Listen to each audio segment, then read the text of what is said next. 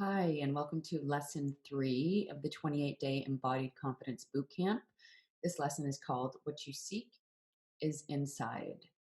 Referring back to our model for a moment, in some way we've embodied doubt. That doubt is showing up automatically in a way that has our automaticity working against us, and it's incongruent with where we want to go. In the middle, we're doing a bunch of somatic practices. You've already started to dive into some of those. And these somatic practices are designed to help us get awareness of our embodied doubt and also to start cultivating more confidence in an embodied, ingrained, automatic way. Eventually, over time, with practice and repetition, we have our automaticity working for us, and we have congruence between what our heart wants, what our mind thinks, the emotions we feel, and what our body does. So, a very exciting process, truly one of liberation and alignment with a life of who you really are. But there's some work to do here, right? So, we're doing some confidence practices. And what are the skills that really underlie the confidence practices we're going to be doing? So, we talked about those two buckets: somatic awareness practices, somatic embodiment practices. But underneath those are some key skills that we need to cultivate. So, we're going to get into those today. One of the things we need to do is bring awareness to how we are perceiving our world. So, we talked about automaticity. So much is happening automatically and unconsciously, including the way we are perceiving our world. We're always perceiving, right? And the way we're perceiving is wrapped into what we're practicing and who we are today. And so, some of the ways one way we can start to shift things is by getting awareness of how we are perceiving our world.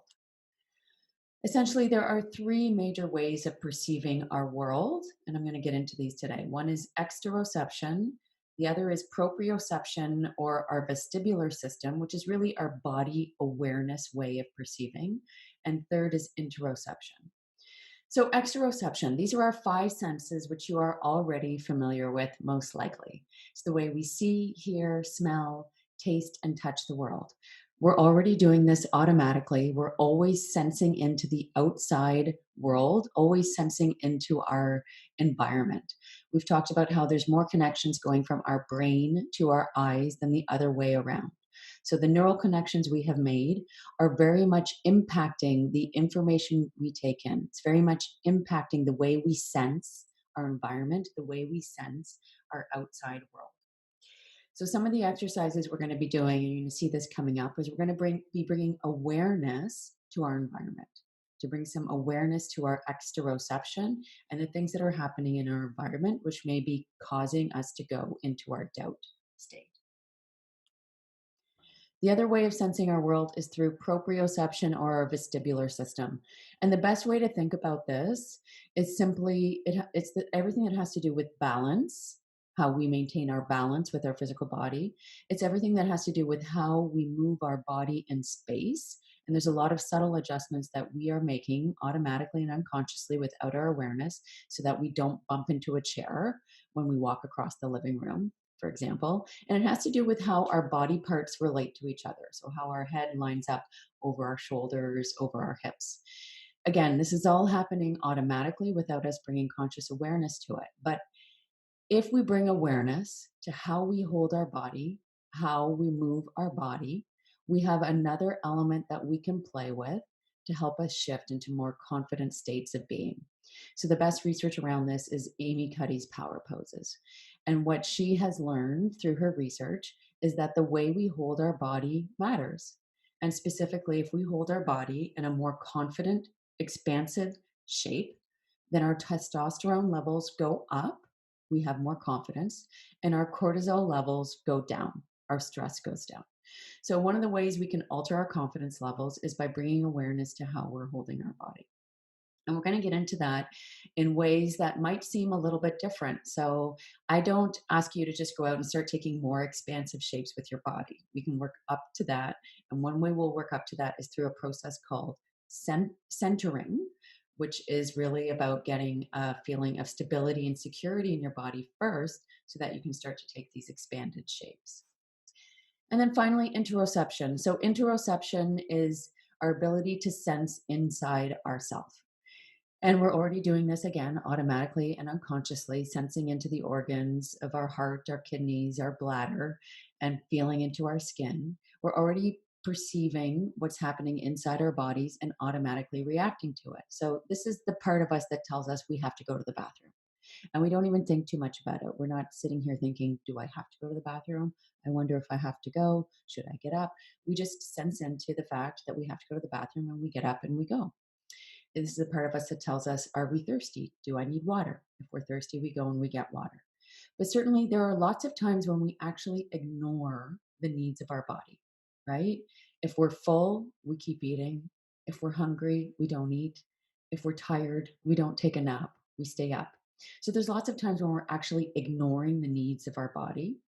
And there's some benefit to come that comes if we bring awareness to the needs of our body. And then we're ignoring our physiological needs, and we're going to do an exercise around that to help us connect in with our physiological needs, but we're also ignoring our emotional needs. So our emotional needs, our emotions have a physiological component to them. Our emotions affect our heart rate, they affect our lungs, they affect our stomach, they affect our digestion. And so by using interoception, by using the ability to sense inside ourselves and feel into the sensations and feelings that are happening inside us, we learn more about our emotions, we gain greater awareness of ourselves, and we gain greater capacity to shift into more courageous action.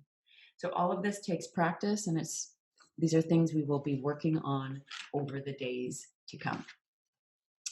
One interesting thing to know is just that poor interoceptive ability is actually linked with poor emotional regulation.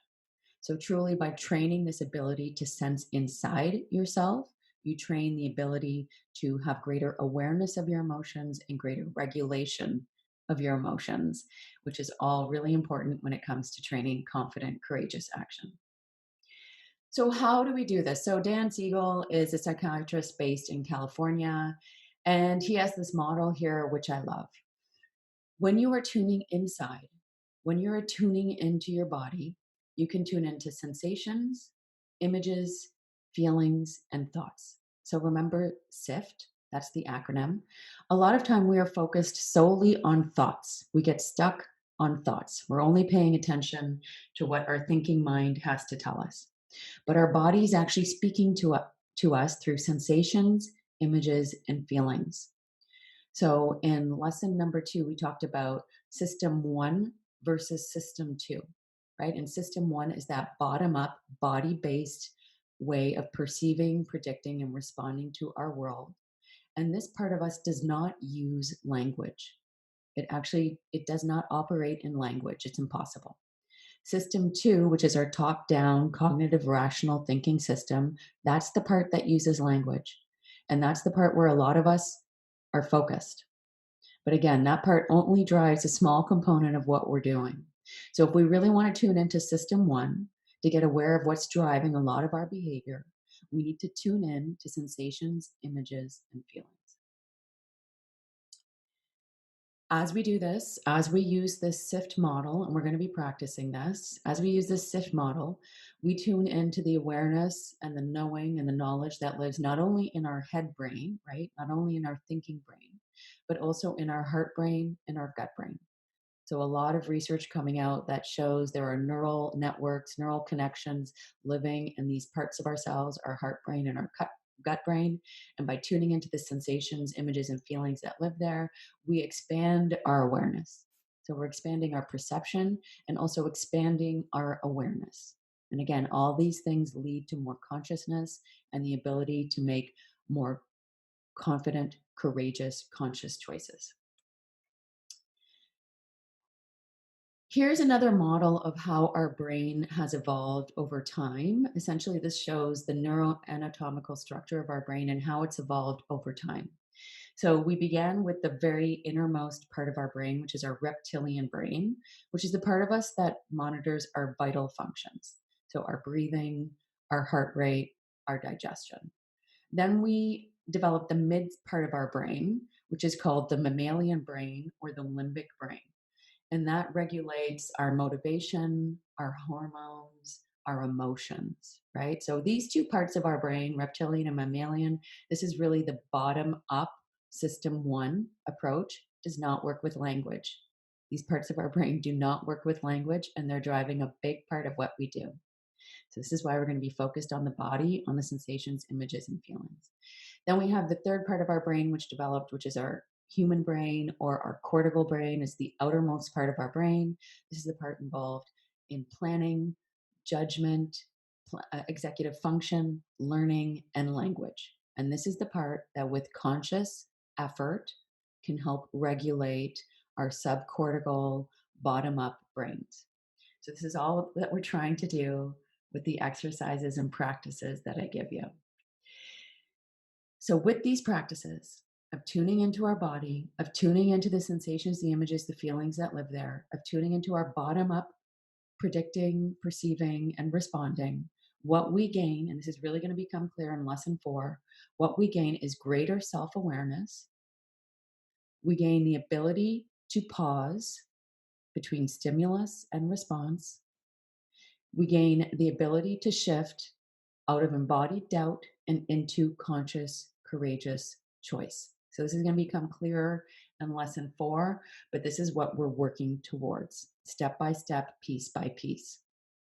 So, some of the barriers to this way of practicing things, to this way of doing things, there are a number of barriers, right? And so, our tendency when we want to change something is just to go out and start doing different things. And maybe you've done that and you've tried that for a while. You go out and you start doing different things, and then you find yourself getting pulled back into old habits.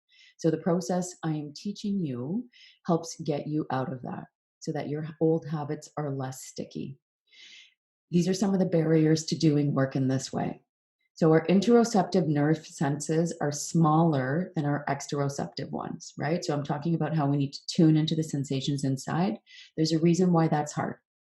Our interoceptive nerve senses are smaller than our exteroceptive ones and also less sensitive. The reason for that is also evolutionary. We had to be much more aware of the tigers on the Serengeti than the emotions and feelings inside. Ignoring the tigers on the Serengeti would literally end up in our death. Whereas if we ignored the fact that we were tired, not so life threatening. So there's a reason why this is hard. Our interoceptive nerve senses are smaller and less sensitive. Number 2, the fast pace of our culture, right? Our culture truly does not support this ability or this need to go inward, to tune into what's happening within. It takes time. It takes a little bit more space around things, and the fast pace of our culture, it does not support that. Number 3, automaticity, right? This is always going to be a resistance here, a place of struggle. The fact that everything, our neural pathways, our habits, they are already bathed in automaticity, in unconsciousness.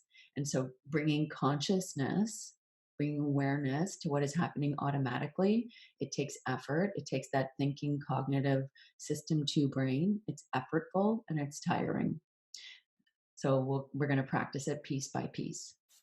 We have this cultural emphasis on our thinking brain, right? Our current modern world really values what our logic has to say. It does not value what our heart brain, what our gut brain has to say. This is my bias, but I personally think we are living in a world that has exhausted the limits of our thinking brain, and that we need to tune into these other ways of knowing in order to come up with more creative solutions that we currently just aren't seeing. So you're doing this work to support yourself, but I truly believe this is the kind of work we need to do to shift our planet. And finally, we have this cultural emphasis on the body as an obstacle. We think the body is something that gets in our way. We're always trying to get our body to do more, to be more. We're trying to control our body, to have it be thinner, to have it, last longer, to have it sleep less. I mean, truly, we live in a culture that abuses our body, does not respect the body. We think of the body as something that's getting in our way, rather than something that can support our high performance and our potential. And this is something that I have personally truly tapped into myself and also in the clients I coach. Your body is not an obstacle. Your body is a source of wisdom. Your body is a tool that can support you. And your body is a way to help you get awareness of what is happening automatically so that with that awareness, you can shift into more courageous action. All right, so we'll build on this in lesson 4.